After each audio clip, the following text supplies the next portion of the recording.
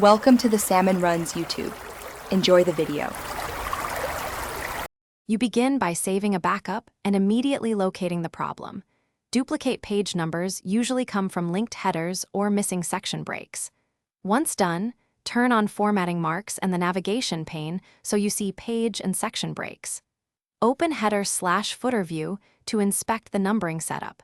You need to know whether numbering is continuous or restarted in sections. Start with the first page where numbers repeat and prepare to break the header link so you can set unique numbering per section.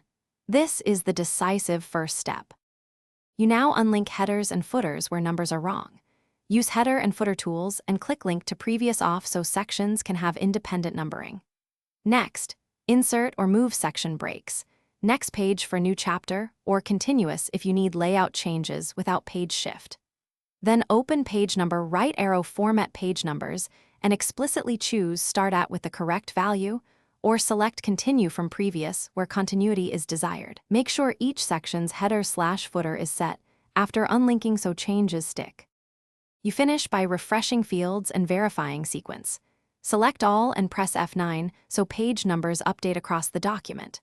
Walk through each section to confirm the header/footer shows the intended start at value or continuity. Remove stray page number fields if duplicates remain.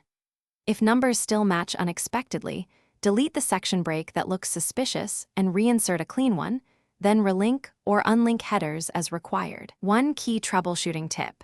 If nothing changes, close and reopen Word to force a full. Thanks for watching. Consider subscribing if we helped you.